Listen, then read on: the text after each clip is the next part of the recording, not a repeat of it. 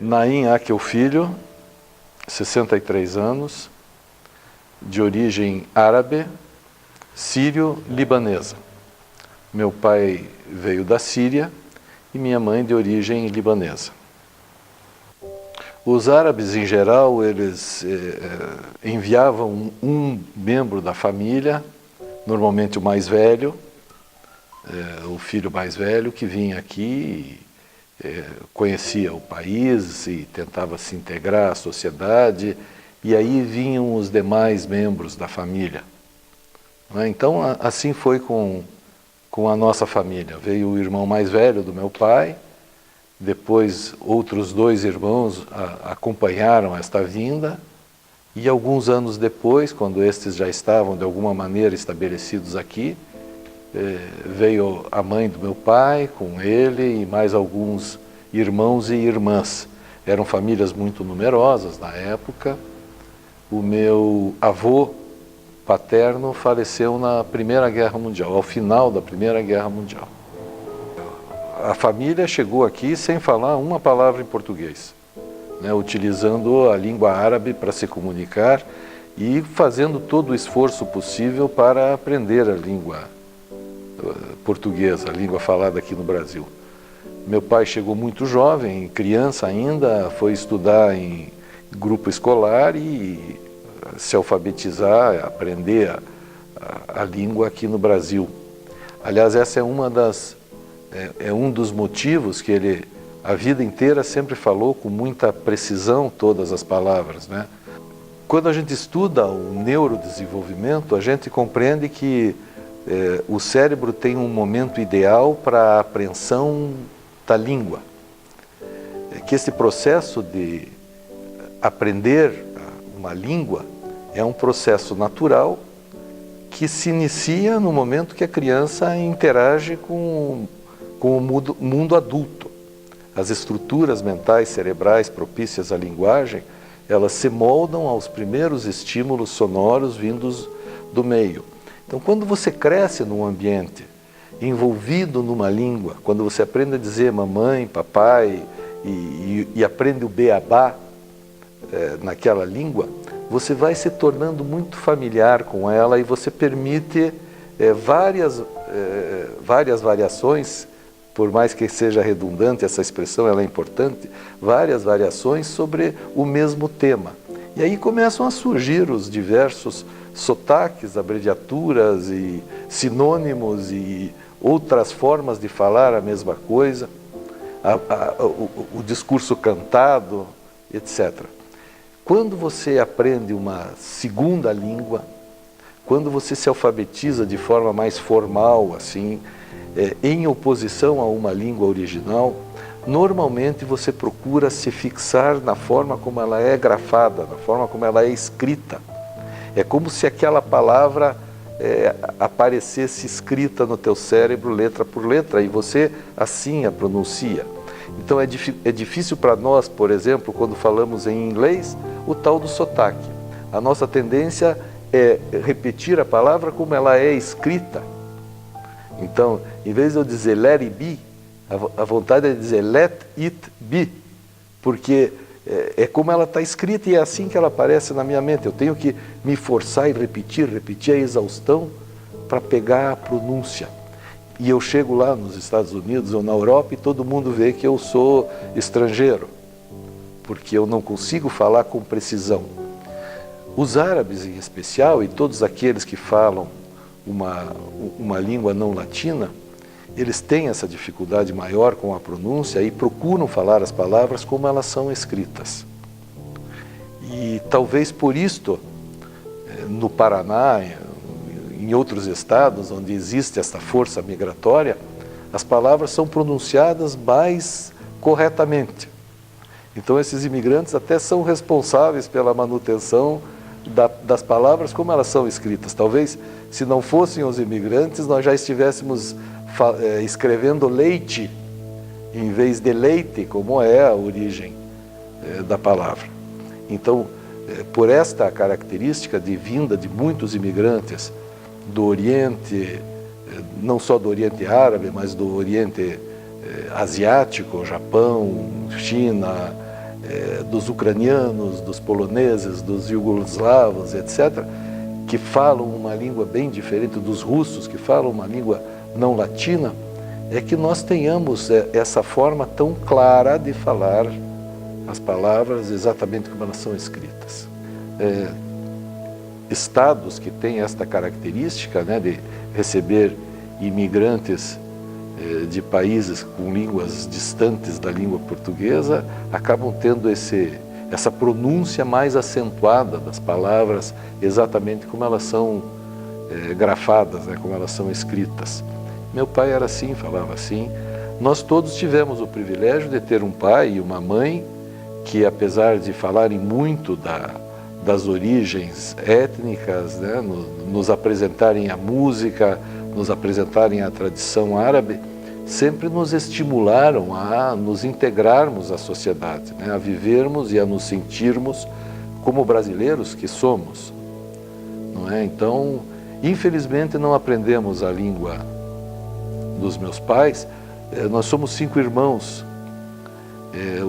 Os 2 irmãos mais velhos ainda falam algumas palavras, têm um certo domínio da língua árabe. Os 3 seguintes já praticamente sabemos algumas pouquíssimas palavras, especialmente aquelas que nenhum jovem deve saber, que são os palavrões, os xingamentos, né, que a criança muito maliciosamente assim aprende logo e facilmente. E uma palavra que a gente usa como se fosse do português, que é a palavra avô em árabe, que é jido. Então sempre os avós são tratados como jido na nossa família, né? Já foi assim com meu pai, é assim com os meus irmãos e comigo mesmo, né?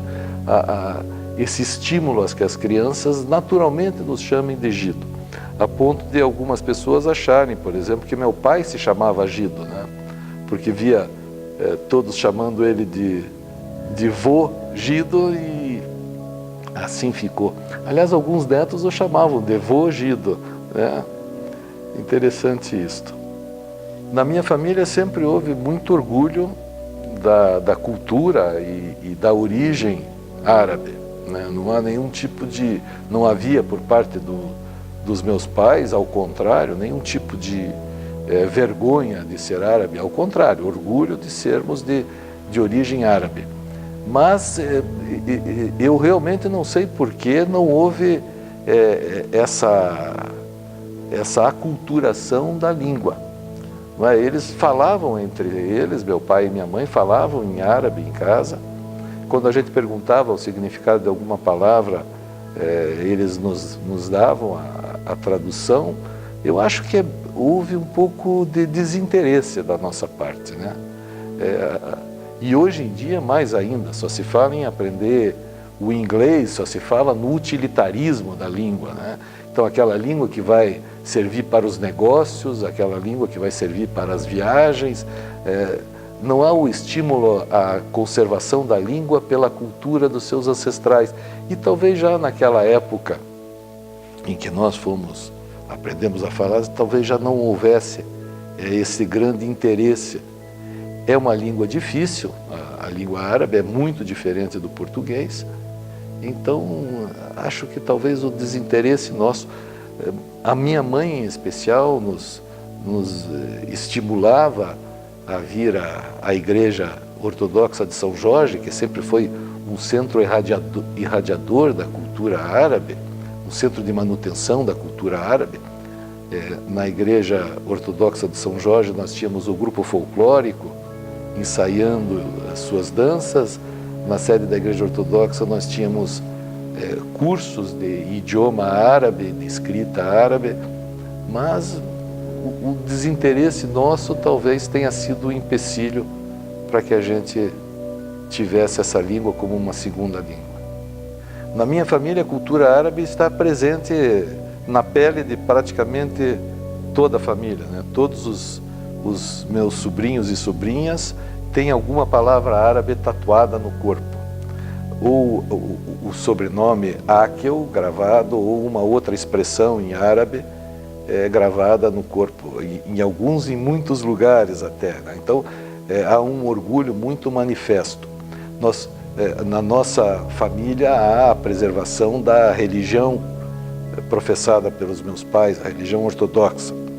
Então, muitos de nós frequentam a Igreja Católica, mas não deixam de frequentar a Igreja Ortodoxa de São Jorge, onde meu pai foi um dos presidentes da Irmandade, da igreja, meus irmãos também já passaram por esta função aqui, minha neta foi batizada recentemente na igreja.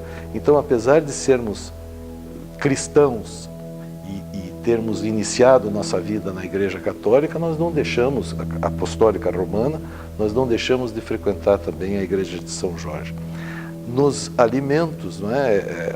As comidas que nos lembram a infância e nos acalentam, são comidas árabes, não é? O quibe, o arroz sírio, o tabule, a esfirra, a coalhada seca e o baba ganoush, etc. Todos esses alimentos estão muito presentes no dia a dia de nossa família, todos sabem fazer. A minha geração, a geração dos meus filhos, a geração dos meus netos, todos sabem cozinhar a comida árabe. A música é uma coisa que não entrou, apesar de nós ouvirmos música árabe quando éramos pequenos, também não existe mais essa preferência ou essa busca pela música árabe, nem na minha geração, nem na geração dos meus filhos e dos meus sobrinhos. Você tem uma dificuldade que a nossa origem carrega, é a dificuldade de olhar para o país de onde eles migraram. Sempre as migrações foram movidas por dificuldades, por necessidades. Ninguém sai do seu país quando está tudo bem, não é?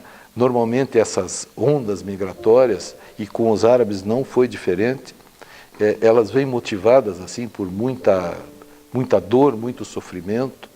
Não é só a busca de um lugar melhor, é muitas vezes a busca pela sobrevivência, não é? Então essa ligação um pouco dolorosa que se estabelece com o país de origem, talvez seja uma explicação de um desejo muito forte que os migrantes têm de se aculturarem, de aprenderem a cultura do local, de viverem e curtirem o país integralmente como brasileiros de verdade, de coração. E você vê isto, né? Os árabes, eles, quando se encontram, eles mantêm o gesto tradicional do beijo, né? Nós nos beijamos entre homens, entre mulheres, não há essa distinção, nós temos essa proximidade física que o árabe tem, mas nós somos brasileiros, nós vestimos camisa verde e amarela, nós nos sentimos integrados à sociedade brasileira, e mesmo os que vêm de lá, estão aqui há 2, 3, 4, 5 anos, a gente vê esse amor que nutre pelo país até como forma de curar suas feridas.